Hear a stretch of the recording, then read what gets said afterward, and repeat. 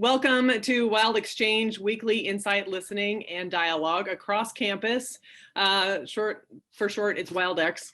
We're really excited that we get to offer this every Friday at noon. The link is the same through the whole semester, and it's an opportunity for our community to get together from every aspect of campus to have dialogue together and listen together about all sorts of things, so we can learn and expand our knowledge of who's on this campus and areas of concern and areas to celebrate across our campus. So that's what we do every week, every Friday at noon.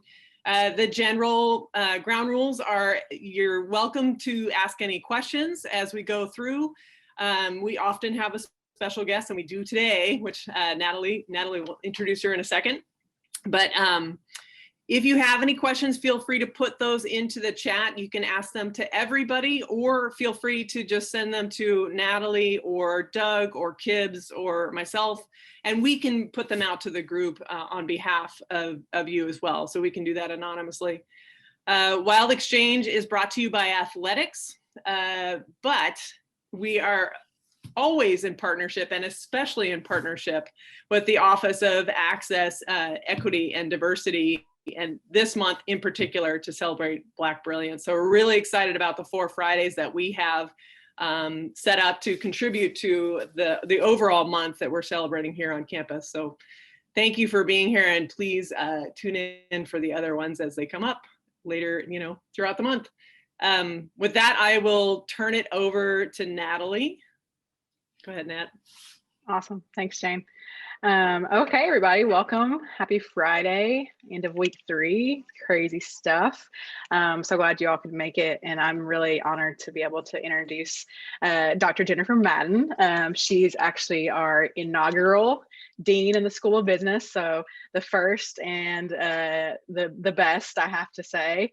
But she is, also a strategist, a researcher, a teacher, a facilitator, and a design thinker.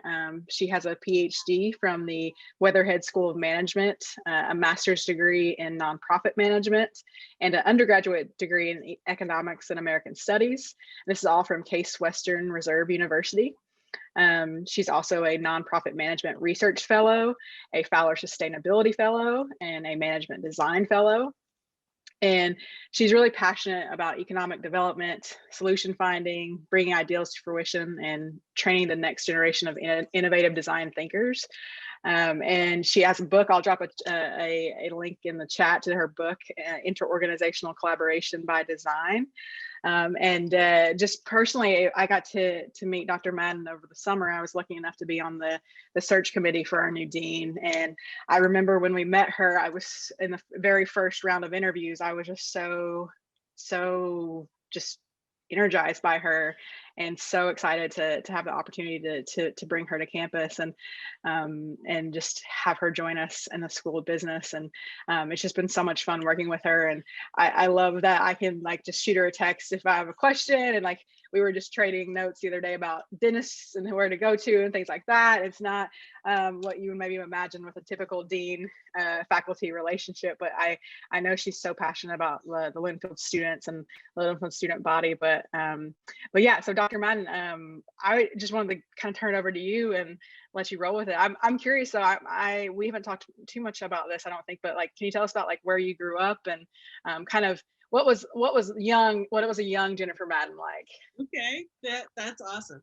I think the young me was kind of similar to me now, but with less school loan debt though. So wait, isn't she still young? She said the toddler me. Yes, I'm still young. So thank you. I was born in Cleveland, Ohio, but I was raised in California. My mom moved my brother, sister, and I to Southern California. So in about the 3rd grade. So I grew up in Long Beach and started undergraduate at UC Berkeley. So I really feel like I'm a California girl, even though I was born in the Midwest. But it was interesting because when I transferred, because my mom moved back to Cleveland, Ohio once I started undergraduate, and then she got sick. And so I ended up transferring back to Cleveland to Case Western Reserve, even though mothers are the most powerful social engineers, because she's perfectly fine now. So that may have been just a ploy to get me back to the Midwest. But when I think about really powerful plays in my journey, my grandparents were really super incredible shapers in my life. And I think about the work that I do now. Yeah, and it really anchors me to my grandparents, just in thinking. My grandfather, he was a Pullman porter and he worked in construction. And then I saw echoes of that in my work in housing development. And he was probably the most innovative person that I have ever met. The day that I knew he was a genius was, I think, and this is my earliest and most fondest memory, is like I had some assignment, some tracing assignment. And I think I spent most of my early years in my grandparents' basement, because they had everything you could imagine. A toy room with all of this gadgetry, and he could build stuff. So there was nothing that I couldn't imagine not wanting. And so I remember having a hard time with these tracing assignments. And then my grandfather, he built me this light box. So it's just a wooden blocks with he put some light bulbs underneath and put a little plexiglass so I could turn on the light and have perfect visual for tracing. I was just like, this guy is a friggin' genius.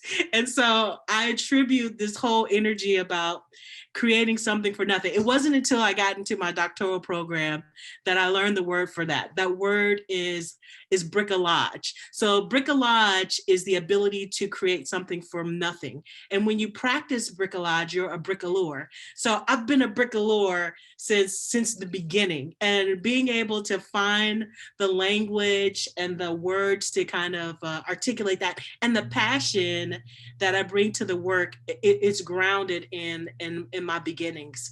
And I often tell my students that we can only be distinctive in our areas of strength.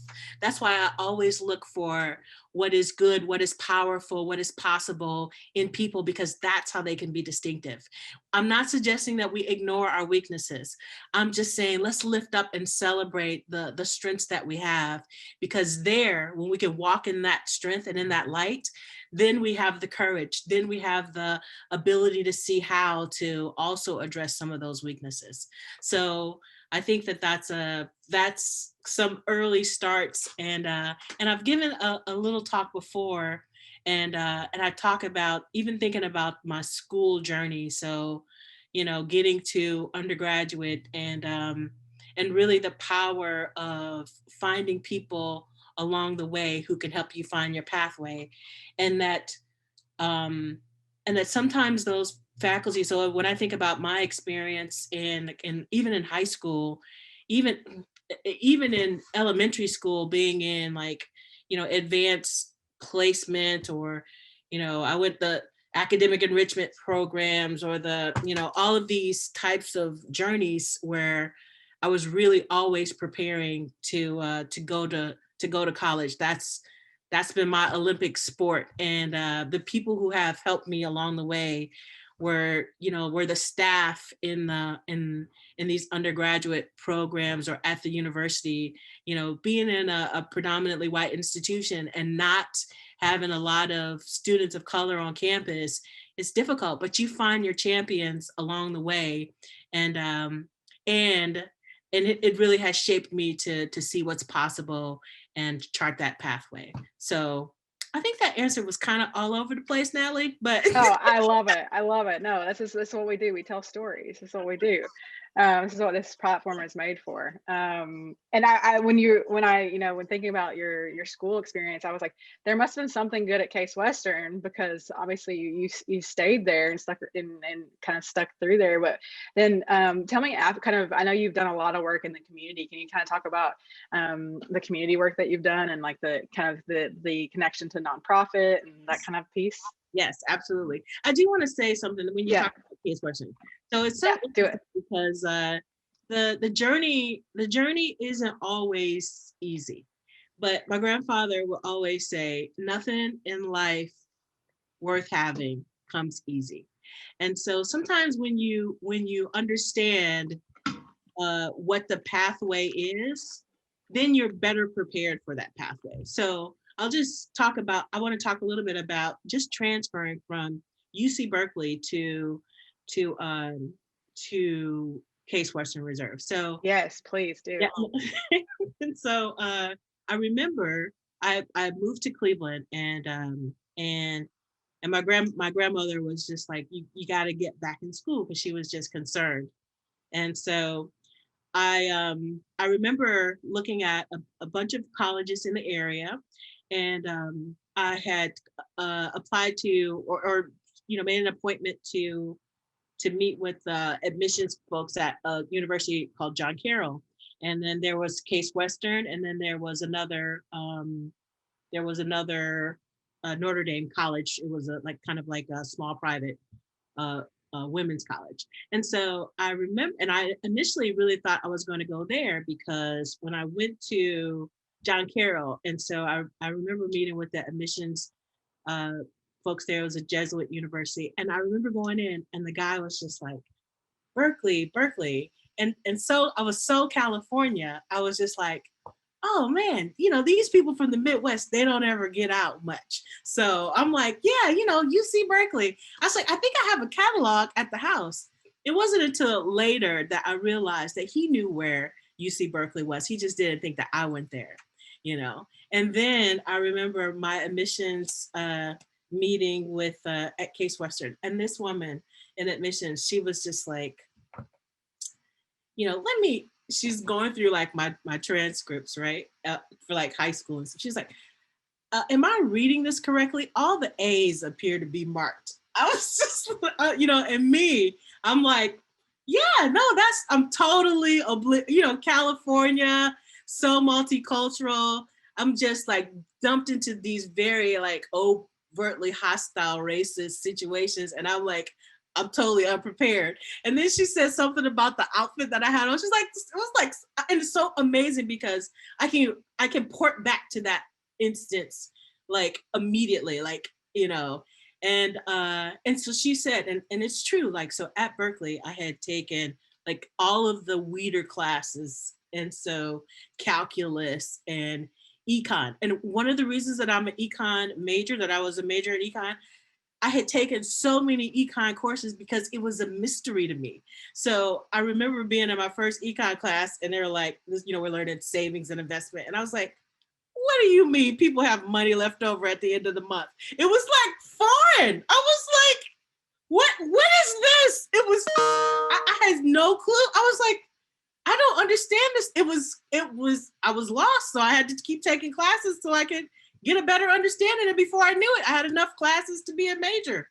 So you can just imagine the difference that it was. So anyway, so also, and then the other really awful, evil thing at UC Berkeley was that they graded on the curve. As a faculty, I vowed to never grade on the curve. So I imagine this calculus class. And I'm like, oh my God, I got like an 85. 85 was a C, because so many people had done so well on the exam that my little 85, I was traumatized. I was like, this is wrong on so many levels, and I vow against it. So when I get to my GPA at UC Berkeley was like a 2.87. It was like, ooh, a hair underneath a 3.0. And so, but this is a hard won GPA. Let me just be the one to tell you. And so I'm back. So I'm back in this admissions office with the admissions officer at Case Western Reserve. And she says to me, I'm not saying let's not be optimistic, but I want to be realistic. We at Case Western Reserve, we only accept students with at least a 3.0. I was like, this is a Berkeley 2.9. This is like, I should get like an extra full point just from coming from Berkeley, And so I was just like, okay, no problem. Again, all oblivious.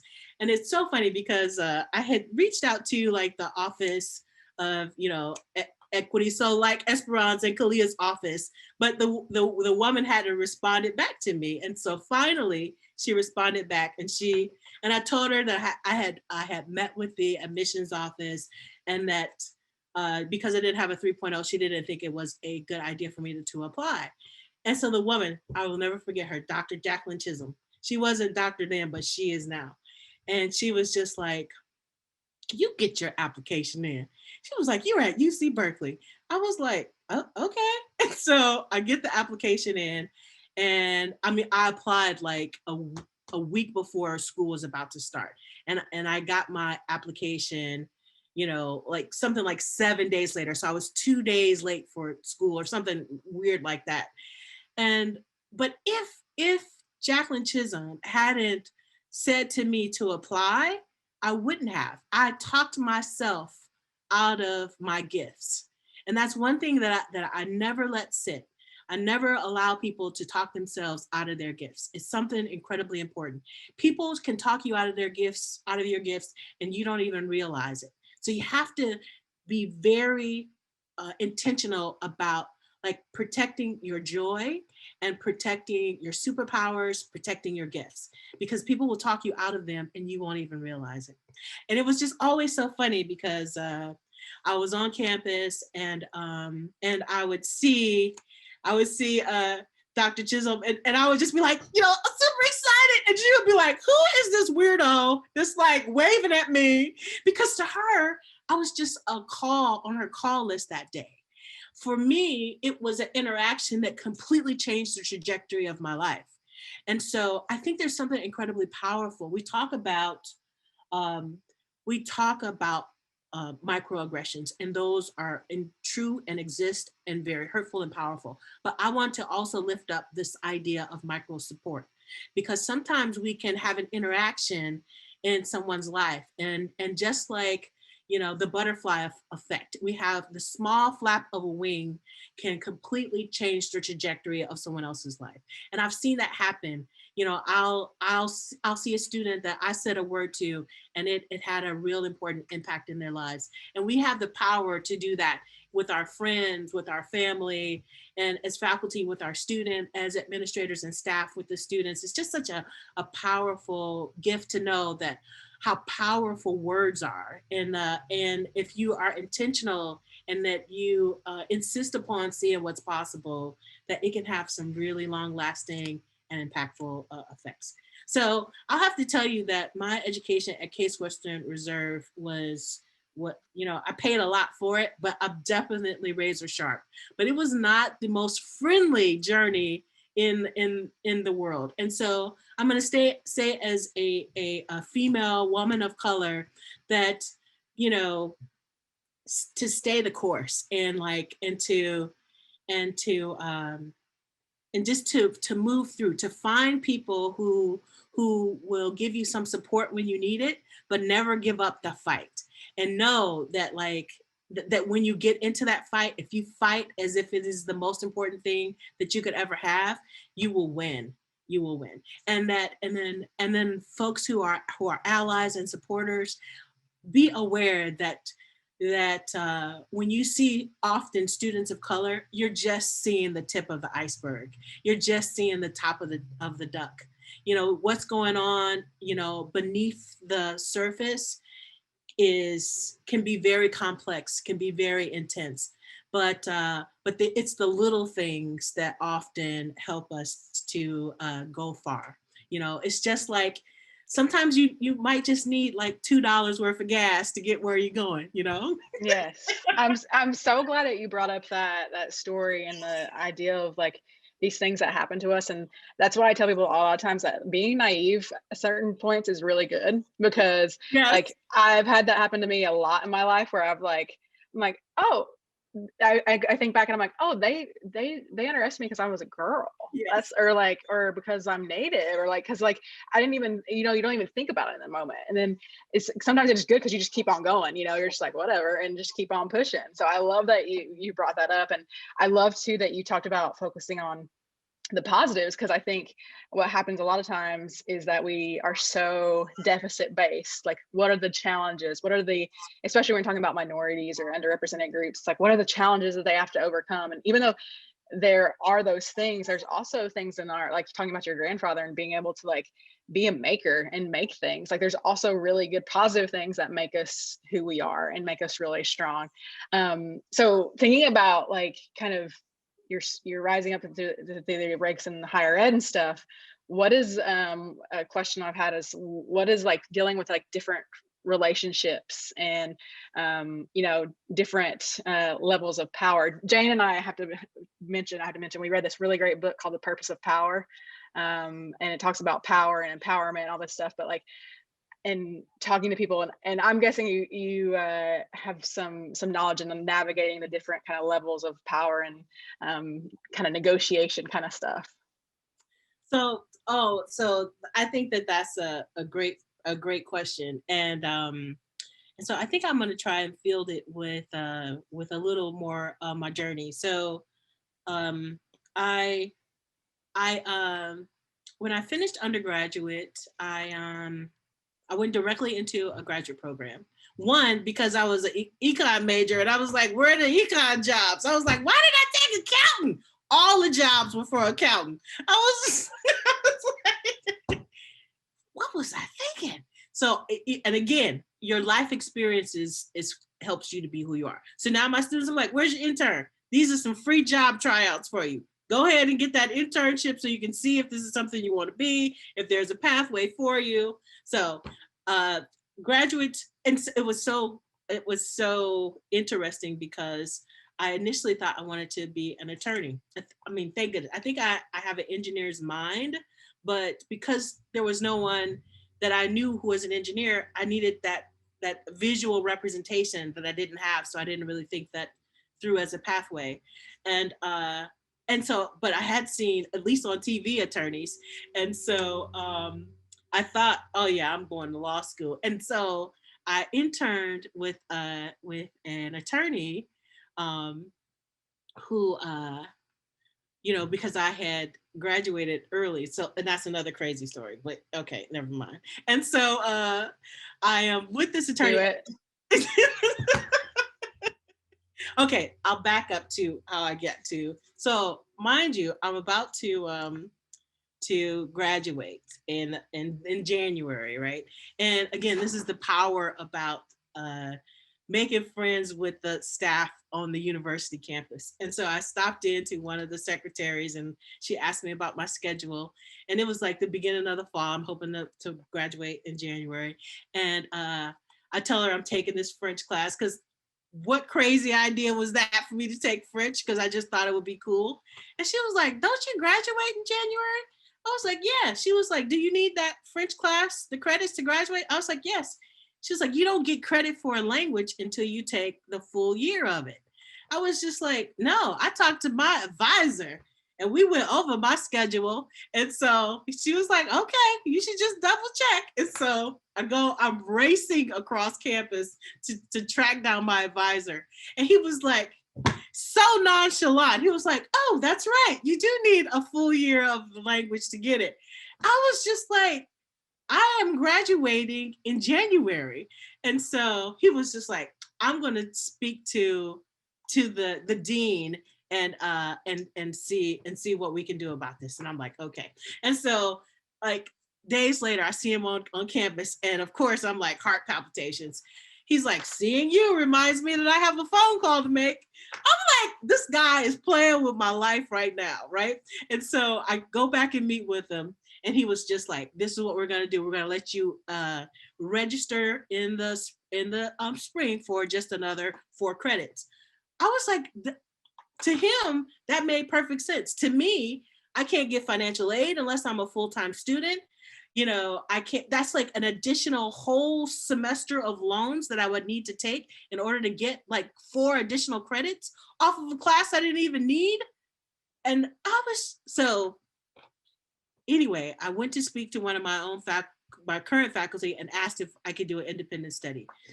You're the architect of your own fortune or misfortune. You have to own your future. you can't always leave it in the hands of others because they may not have the full information on what's important to you. So I tell my students that all the time. So so anyway, I've graduated in January thanks to my other professor who gave me like the additional 4 credits I needed to graduate. And I'm doing this internship for this attorney. Now, I've applied to all of these law programs, and then I happened to apply this master's in nonprofit management just because the director was sort of like a mentor of mine. He's like, you'd be great in this program. And then I interned for this attorney, and his pedigree was really great. He had his own shingle on his own law firm, went to great schools, but he had decided to focus on like bankruptcy because it was like a cash cow in law space, right? It was terrible. It was like people coming in. It was like, and so my young mind couldn't see that this was just a bad internship. My young mind was like, there's no way I could be an attorney. This just my personality won't allow for it. So the only other graduate program I'd done was this master's in nonprofit management. So I was like, okay. And you know what? Sometimes the universe will conspire for you, So that's how I went into the master's in nonprofit management. And it really did. That advisor, who is still a mentor of mine to this day, he was right. I had the energy, the insight, the passion to be really good in that nonprofit management space. And so what the piece that I take with me from that is that sometimes we can see potential in people that they don't see in themselves. And it's important that we voice that so that we can make things visible for others, even when they can't see that way. And that's something that I take to really to heart. And so I go through this master's program, 2 years, and as soon as I start this program, I start this this nonprofit. It's an art gallery and art center in an urban neighborhood in Cleveland, Ohio. And what's happened is that there's been a school converted into live workspace for artists, and they had this art gallery. And one of the artists had asked if I could work with him to do the administration part because he knew that I had started this this program, and they knew that they needed grant writers and someone to do the administration stuff because they were the artist. And actually, this is how I met my husband, Khalil. And so, because he's an artist and he lived at the Hodge School, which was the Artist Live Workspace. And so we started working together, and that's the love of the arts and for nonprofit management, and the power of understanding so many facets of the work. So just the ability to play all these different roles, because we started this new nonprofit, and being able to see how all of it ran, needing to do the marketing, the outreach, the engagement, the connecting with the residents, the fundraising. It really, and every time I had a question, I could just go to the classroom and decide how to, do better in the work. And so it was a really powerful experience. And I think that our ability to connect higher education with like real world experience is just an incredible experience for students to have. And my favorite story from running the gallery, not only me and my husband, but I remember applying for this grant for the Cleveland Foundation. So this is like one of the oldest foundations in the country. They they fund places like the orchestra and the ballet. So here I am, like, my little graduate degree, and I'm submitting my application, and I can't tell you how many times they told us no. And so finally, when we get this grant, I swear they were in the decision room, and they were like, I think we've heard of this organization before, because they had told me no so many times, it was familiar to them. And so I remember though, when they turned me down the first couple of times, I remember having a meeting with the program manager there, and she was just like, we at the Cleveland Foundation only fund more traditional, more established organizations.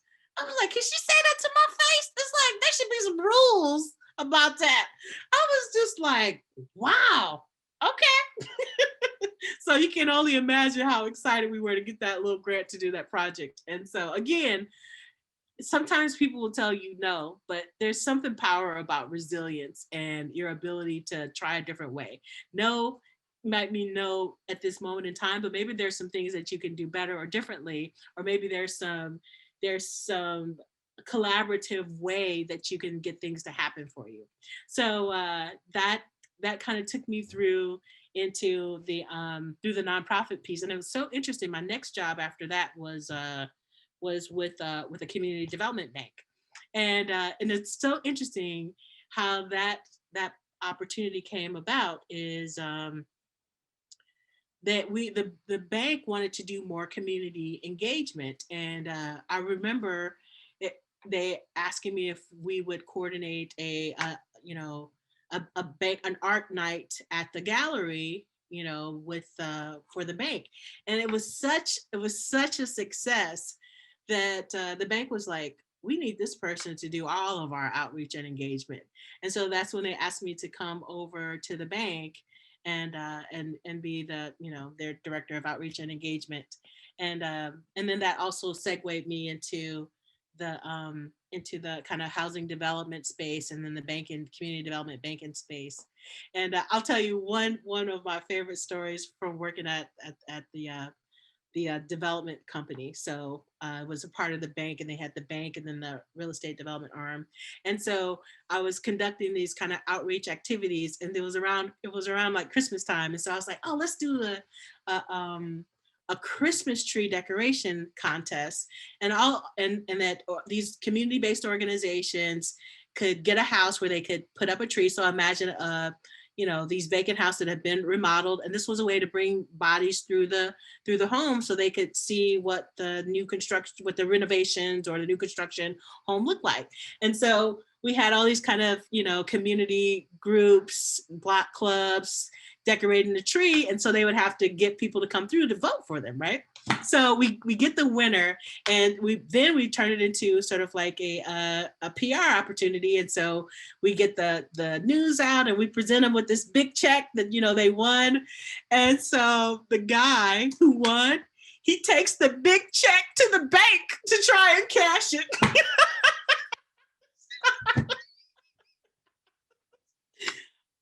I love it. That's so awesome. That's so awesome. It reminds me of the Office when they spend more money trying to like get a big check than they actually have. That's so great. It's awesome.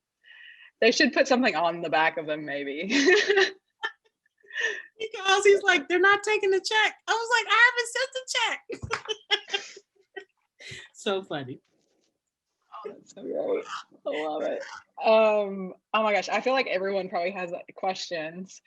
I'm trying to think too of so doing that work, and then you were at Carthage for 6 years, and you built so much there. I wonder if you want to talk any more about any standout stories from like that. Totally. Yeah. So it's true. So I'll take you to. So I spent some time at Shore Bank, and again, a community development bank out of Chicago, and they had offices in Cleveland as well, and lots of urban spaces. And then I also then took a position at Cleveland State University. On the staff side, I was a program manager doing training and technical assistance for small community-based and faith-based nonprofits. So our center would kind of be the help for them. And then in that work, I connected with a community development corporation that was doing real estate development. And after working on a really big complex project, that's when I transitioned to the private sector and started doing real estate development work that took me to Detroit. And so in Detroit, we were working on one of the largest urban redevelopment projects in the country at the time. If you can imagine 1,400 acres, in urban space. If you've been to Detroit, this is there.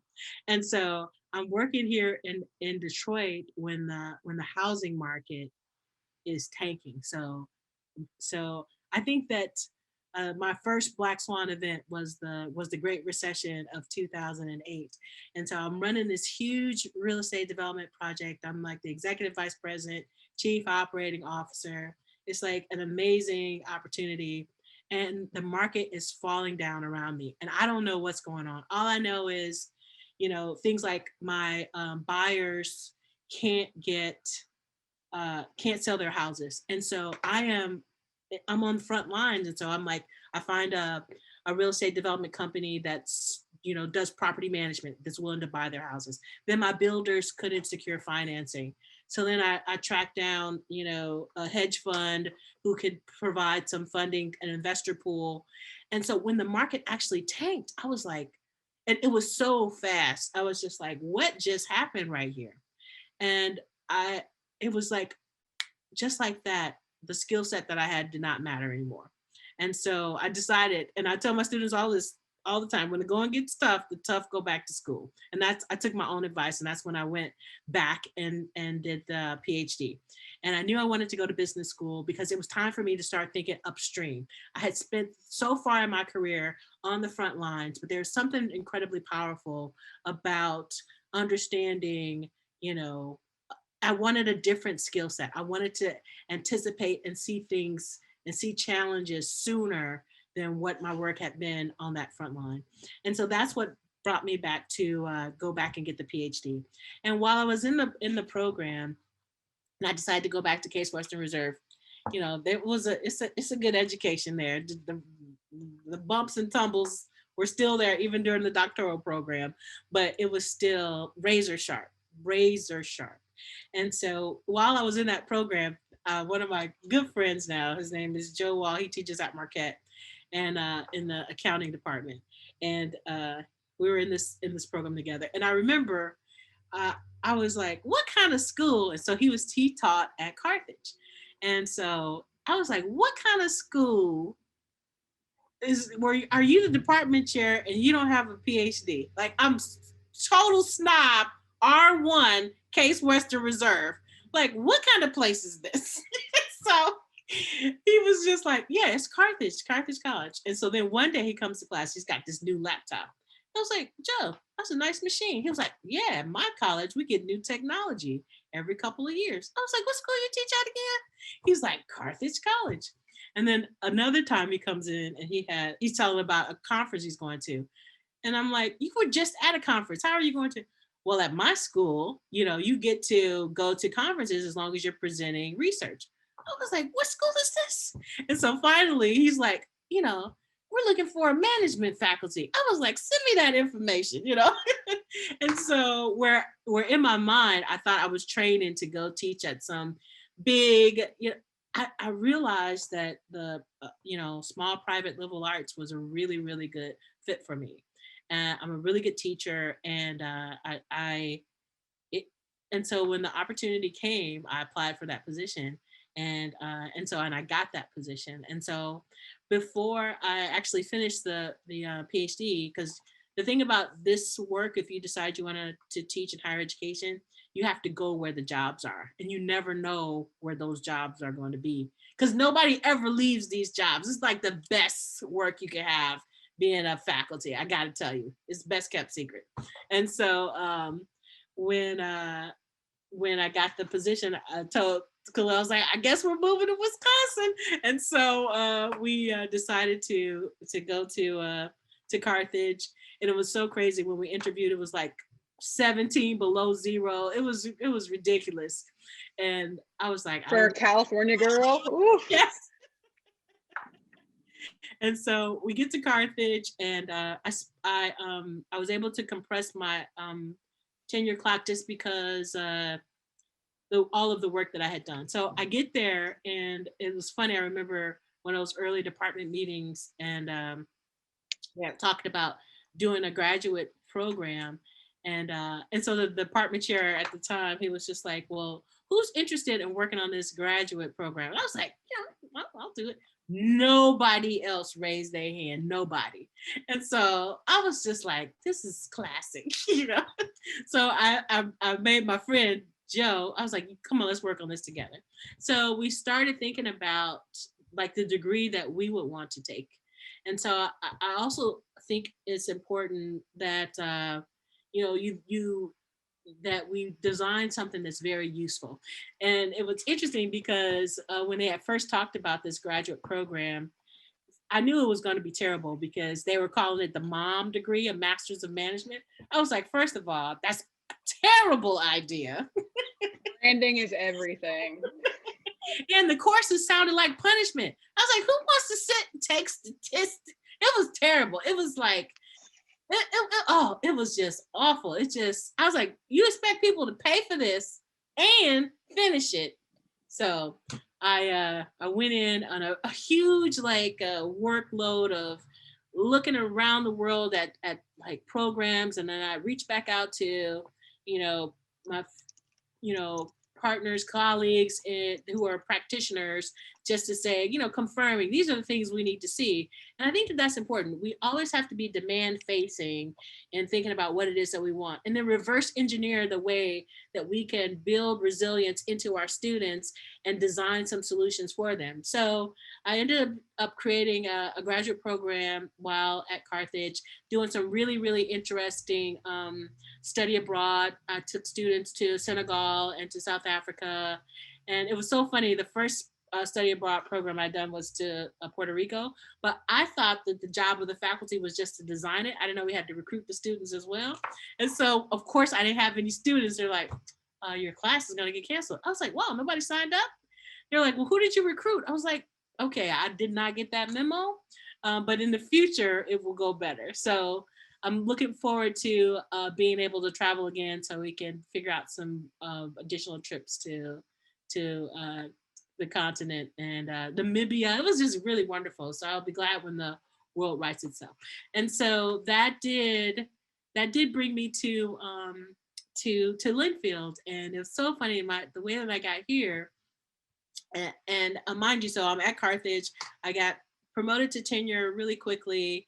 And then I'd taken on the department chair role and really growing the Department of Business. I was over management and marketing. And then a good colleague of mine, she and I went to the doctoral program.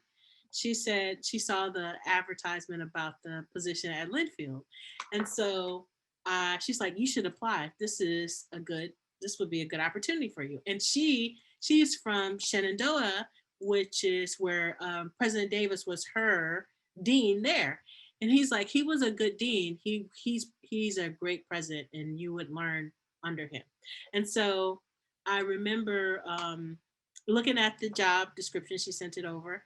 And, you know, the thing that I knew about higher education is that there's not a lot of outside of the box thinking. And so I said, well, it says here you have to have, you know, let's say it was like 6 years of administrative experience in higher education.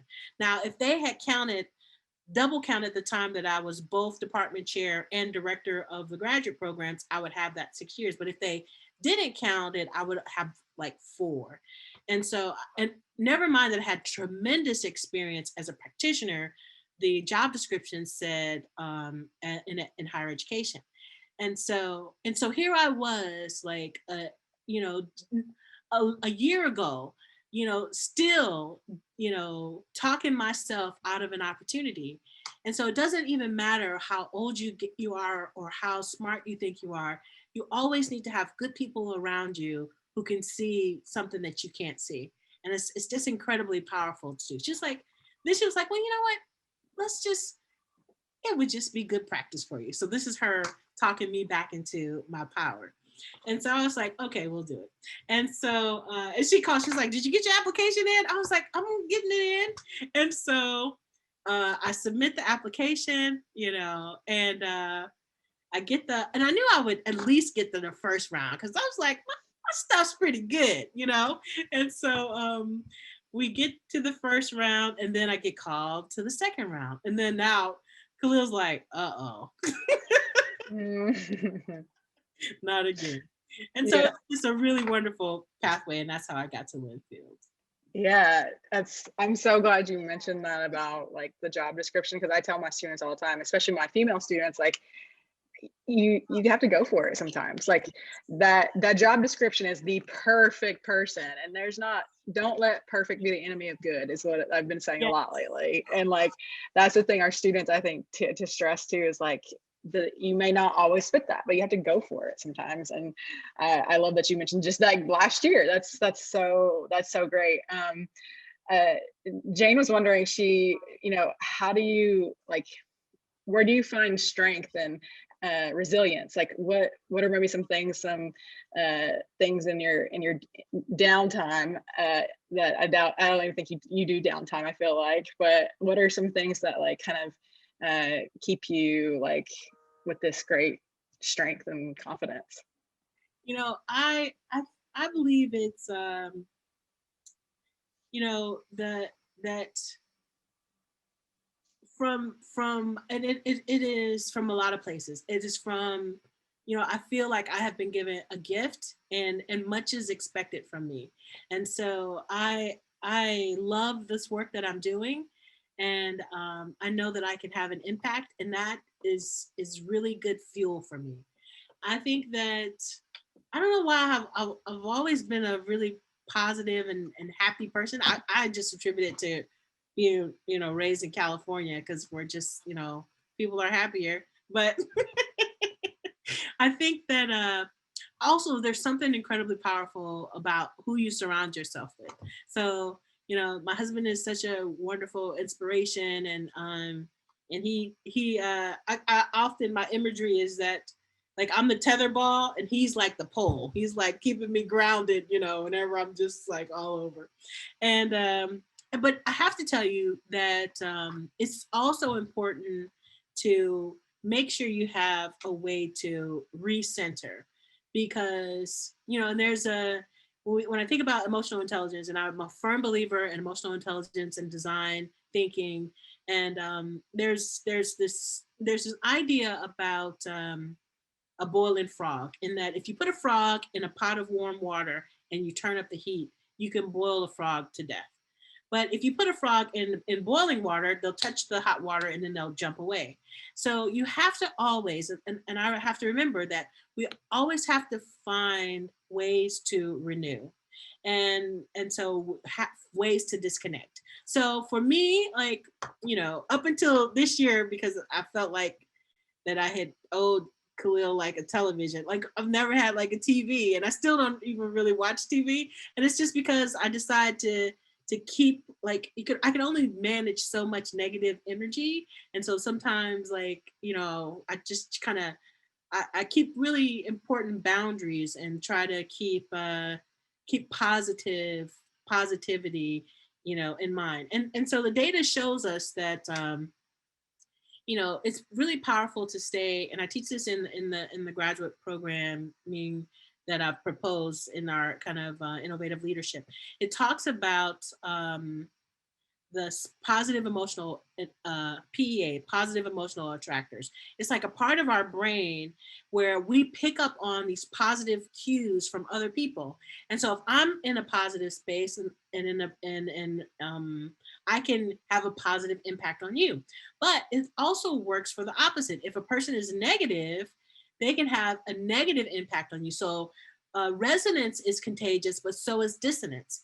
And so the thing that's important to remember that not all people do is that it's not one-off. So if I have a negative interaction, I need to have 7 positive interactions to offset that negative interaction. So I often, tell students, like, if you want to stay in the PEA, you have to be very mindful of protecting your joy. And if you have a negative interaction, like, go watch a cat video or do something. Look at some pictures that get you back into like your like sweet spot. So you have to find ways to renew, and remember the power of positivity. It really brings out the best in you and the best in other people. So I look for little ways, little things, little sayings that really trigger me back to like a good space. And then it used to be that I like to travel, but but still, even because you can work and travel. So Yes, absolutely. I wish there was like a preach button. I feel like I was just like, yes, yes, yes. I love this is just been so refreshing. I wanted to open up too, if anyone else had any questions, feel free to unmute yourselves and shout them out. I have one. Yes. Yeah. So, Dr. Jen, what do you do for fun when you're away from home and work? You and Khalil, you guys get out? Have you explored Oregon yet? Not yet. You know, we did drive to the coast, you know, so we have much to do. And yeah, nope.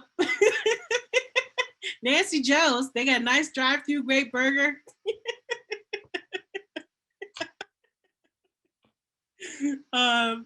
We've been to, yep, nope, not yet. Yep. So, nope. But typically we are avid travelers. We've been to so many places. So, you know, I've spent time in Beijing. I've spent time in Greece, South Africa, Namibia, Ghana, Egypt. In fact, this is the best story. So I'll tell this one quick story. So my dad, who I love, he comes over and so I asked him, I was like, Dad, you know, he's been retired for a long time. And I said to him, I was like, do you want to take a trip? And so he was like, you know, I've always wanted to go see the pyramids. I was like, the pyramids? I was like in Vegas, the pyramids, like, it's so, I was so mad because I just thought he was gonna say like Jamaica or I mean, but I had already written the check, so I had to figure out how to cash the check, right? And so when he leaves, I tell Khalil, I'm like, this dude said the pyramids. How did we get to the? So I was like, okay, here we go. So I planned this big trip to get to Egypt, and so. And I really just I planned it. It was going to take so long to get there. And I knew if we were going to go to Egypt, I wanted him to see sort of the slave dungeons in Senegal. And so we planned this big trip really based on the layovers. So we went from the US to Paris and we spent a week in Paris. Then we went to Senegal. And then we were supposed to go to Turkey, but this is about 3 years ago. And there was that civil unrest that happened in Turkey. And I remember calling Turkish Airlines and I'm like, yeah, we got some tickets to go there. And, you know, but with all of the civil unrest, I was thinking that we could get a refund. She was like, well, when are you coming? I was like, in about 2 weeks. She's like, it'll be over by then. I was just like, I was like, wow. It was that one time where I wish I would have bought that insurance, but I was just decided not to. So anyway, we just threw those tickets away. And instead, we went to Dubai, which was a much better trip. And so then we flew from Senegal to Dubai and we spent some days there. We made it to Egypt. We joined a tour. That was one part of the trip I wasn't really sure about planning. And then from Egypt, we made our way back, went to Frankfurt back to the US.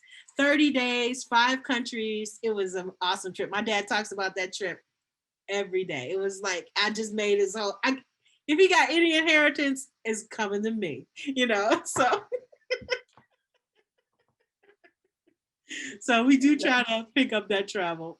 And so the lesson to that is, try to ask questions I need to ask better questions. Like, so I should have been like, do you want to go to Jamaica or to the Cayman Islands? Yeah. Options. Yeah, absolutely. Debbie has a great question.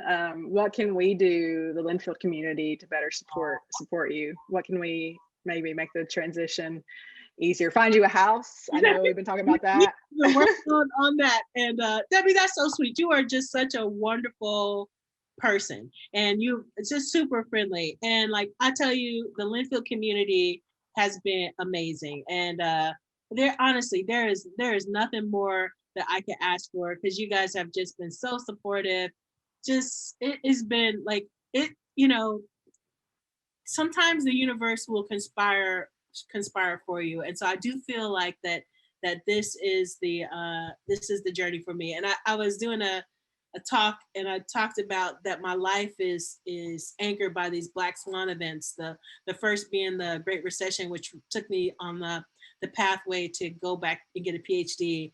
And then second one is COVID-19, which is really, you know, I will always remember as a time that I, you know, moved during the pandemic to take on this position as the inaugural dean for Linfield. So I hope the next Black Swan event isn't for another decade, but I know something good is coming with it. So Definitely. Reiner has a question. Go for it, Reiner. Yes, I have a question for you, Jennifer, and hopefully this isn't bringing you into the negativity. I guess you'll be watching cat videos this afternoon if it does. Right?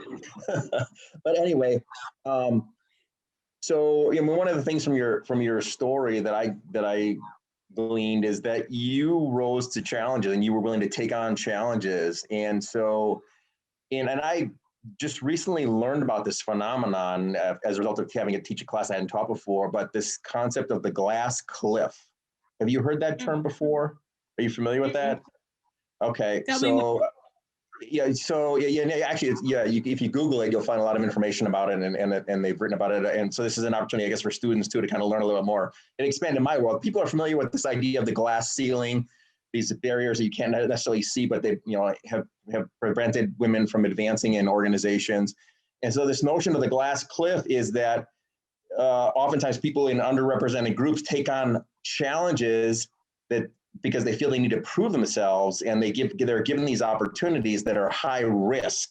And so this notion of the glass cliff is that you take on this challenge without necessarily seeing that there's an edge there and that you could fall off of it. And so, it's really enlightened me because I hadn't been familiar with this at all. But I was just wondering if it doesn't sound like that's something that it was in your consciousness, like, okay, there's a risk here of me taking on some of these challenges, and so anyway, just something I was just curious about. But obviously, sounds like you've dove in and really embraced the challenges, which is great for us in terms of having that mindset and also the resilience that you noted. So it's true. I think my life has been a series of glass cliffs, but I promise you, I just have a set of wings, and I think okay, there you go. That's wings necessary.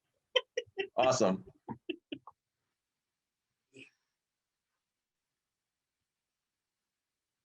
And Dr. Madden too, that made me think a lot too about, I think women in athletics are oftentimes they're put in situations where they may not be able to set up for success. But we haven't talked about this. I told people earlier, like, do you have a favorite sports team? Do you follow sports at all or athletes? My dad is an avid sports guy. Me? Yeah. No, I don't know anything. And it was so funny too, because I remember being at Carthage and they were like, we're gonna play the March Madness. And so they had the brackets. And so I was like, yeah, I'm in. And then I was like, Dad, what do I put down? So winner. I was like, oh, you making me look so good at the office, Dad. It's awesome. So, yep. Nope. And it's funny, actually, I played sports in high school. I ran track and I played basketball. But I don't even follow any sports. But it's so interesting because even though I don't follow sports, I love sports as a concept because one, it's all about business. And that's why I love the idea of teaching business through the lens of sports. And so even though I don't follow a team, I love the power of competition. I love the power of teamwork. I love the power of lifting up. And so I think I have all of the components just without the team stuff. Totally. Yeah, absolutely. I got your back anytime you want. I'm not much help though on the bracket picking and all that. That's funny. You can't. Jane, I saw you. No. Right. I can't. Exactly. Don't do any of that stuff. All right. Other questions? I just want to say thank you, Jennifer, for all of us. And I'm not closing the conversation that way, but there are many parallels that I realize in our lives where we might have crossed paths that we need to talk about more. We were both at Cal, maybe at the same time. We were also traveling through Dubai in the same time. Anyway, just it's a really a treat to hear you talk. And there were a couple things that I had messaged Natalie about that I mean, these aren't questions really, but just observations that you have this. Well, a couple things. For one, you're giving context to your grades when you transferred. Yes. huge. I mean, huge. Like I just was, as you were talking, I'm thinking about my own grades from Cal and going, oh my gosh, yeah, I felt like guilt and shame that I didn't need to carry for that.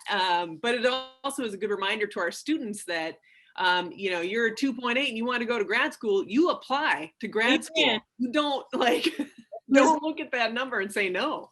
I tell them, I'm like, last I checked, there's no GPAs on these degrees. Right. Yes. And something my dad had told me a long time ago is like, once you're out in the working world for a while, you know, absolutely nobody's going to know what your GPA was. That's not your takeaway from undergrad. Your takeaway is, you know, the internship, the experience, all the other stuff that you got out of that, the growth that happens with that.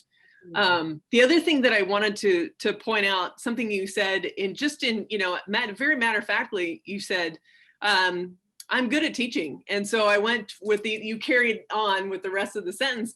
And just to hear that, I just want to pause for a second to recognize that level of confidence that makes no excuse for your abilities, and is not boasting. It's just, I'm good at this. And I recognize that. And I just want to shout that out because I appreciate you saying that. And I appreciate that. I hope that our students on this call can hear that too, that there is, that reflecting and acknowledging on your gifts and your strengths is part of being you and showing up, right? And being able to speak to your strengths genuinely and own them is being fully present. So thank you for owning that and modeling that. Yes, absolutely. And Dr. Madden too, for the students who are still on, I'm curious if you can talk about, because I think when we're in school, we don't we hear terms like, you know, department chair or dean or provost, and like we don't even really know what that means. So like for you, like what is the vision of being the dean of our business school? Yes. So honestly, I want the School of Business at Linfield University to be the institution of choice for the study of business. I walked into that vision and I am proud to carry that vision forward. And the things that I'm working on now in collaboration with the faculty is, what does that growth look like? And so our starting point is with these graduate programs. One, because there's so much demand and there's just a natural pathway. And so as many of you know, we're working at the School of Business to launch at least 2 tracks in the fall around a sport leadership master's degree, as well as a design and innovation. And these programs are available for business and non-business managers. You show up, we'll teach you what you need in order to thrive. And again, all of the goodness in the programs are things that employers want to see. It's how you stand apart. It's how you really sharpen your skill set, no matter what pathway you take. The skills that we're going to build in our students, are needed across sectors, government, nonprofit, private sector, and we're just going to give them some nice expertise, all of this goodness and excitement. It's like the degree you are excited to go to class for. And in my experience, it's so transformational because the students walk in and they just, they're not sure, and then they come out like transformed. It's such a powerful piece, and I'm so excited to be able to have excitement from the faculty to bring these ideas to fruition. And we're also going to be doing some work on the undergraduate side, making sure that we have the right courses, the courses students are interested in. I'm also incredibly excited about the potential with our online and continuing education. I'd love to do some executive education. I'd love to have our School of Business write amazing cases. We're in such a wonderful area. We need all these case studies, in wine business, and there's so much we can do in sport. So I'm just excited about the potential. I'm super excited about the excitement of the faculty, and that the students are just really incredible. So. Yeah. So a couple of kind of rapid fire. So you mentioned Nancy Joe's, but is there another restaurant or go-to in McMinnville? So it used to be, we would go to, or in Portland. When we first got here, we were at the Atlas, and they have their amazing little Sunday brunch place there, but I can't remember what the restaurant's called. Excellent. And then the 1866, the little kind of rooftop. And I only found out Debbie Harmon Ferry's trivia night that it's called 1866 because that's when McMinnville was incorporated. I was like, I just thought it was a street address. So. Jennifer, Jennifer, I know when I mentioned gas station bento, that wasn't like you weren't like I'm all over that, but have you tried gas station bento yet? No, but I have to tell you, my newest favorite is definitely the market where they grill the chicken outside. Oh my God, I'm there like every week with like an order. Yeah. You know, yes, that they have life. Yeah, very good. Any no gas station yet. It's coming. Yeah. And you gotta try that. The owner is Ken Kim. He's a Linfield graduate. So we went to school together here in the 80s with the owner, Ken Kim. So his teriyaki bento is pretty good. Okay, all right. I'm making a note. It was just forgotten. Teriyaki bento from the gas Thanks station. for that plug, Doug. Yeah, he needed that. Yeah, she's got to get over there. What about any favorite like recent books or podcasts you would suggest? You don't watch TV, so not. Right. So it's so interesting. I just read this book. I'm doing a lot. It's not here. I'm reading some books on artificial intelligence because I'm thinking about this whole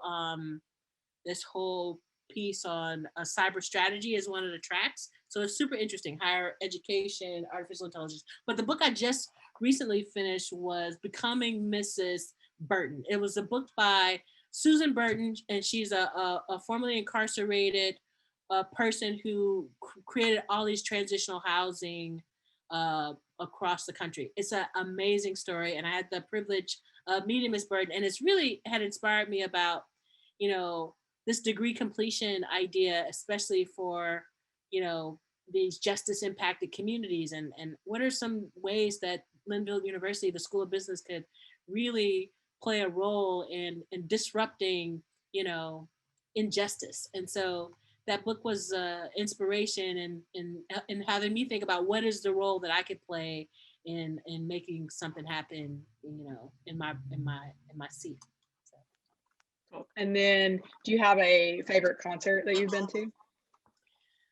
Favorite concert? Man, I haven't been to a concert in a long time. I know, right? It's fun to dream. But we did go to oh my God. Yeah, no. Yeah. It was great because it was a venue. Yeah.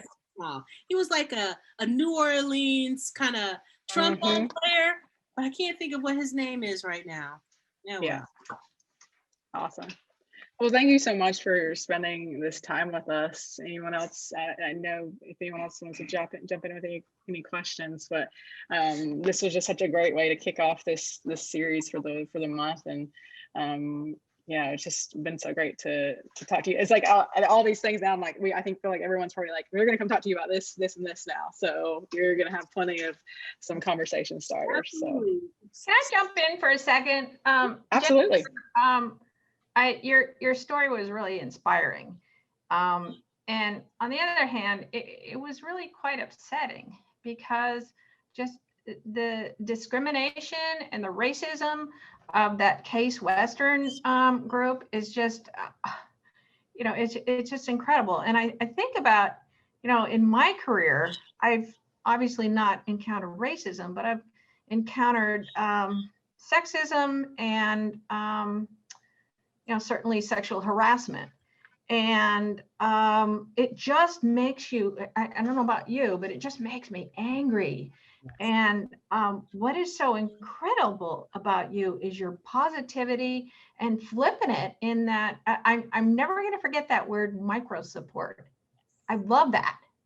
And giving back and helping somebody. And I think, you know, just going back on my life, I think those kicks in the teeth that I got made me far more empathetic to kids that are experiencing similar things. So I really thank you for that. That's very inspiring.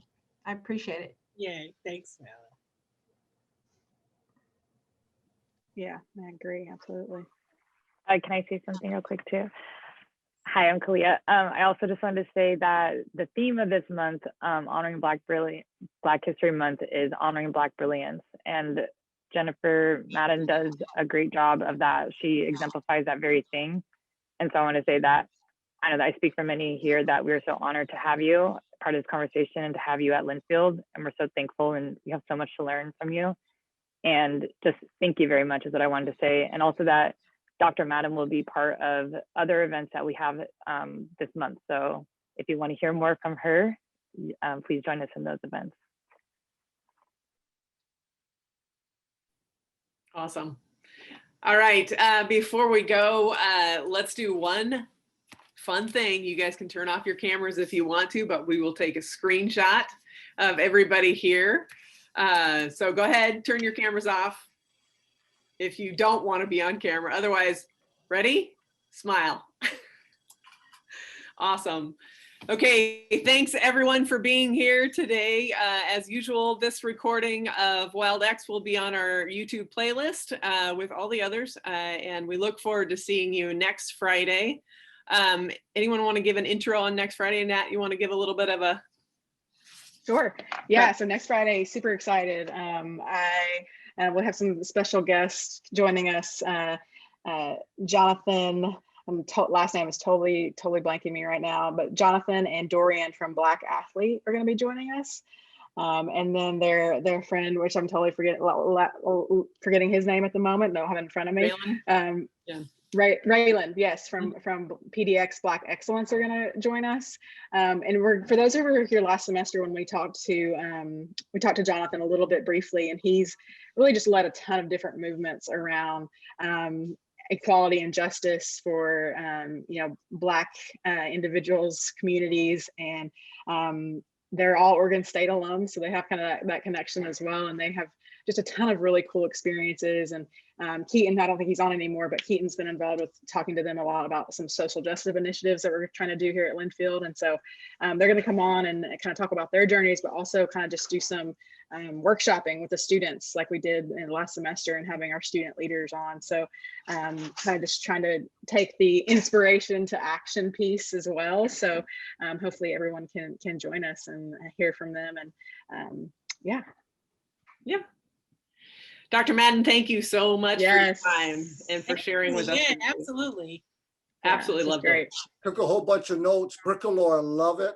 Love your positive energy is contagious, and we're grateful to have you. Yay. Thank you all.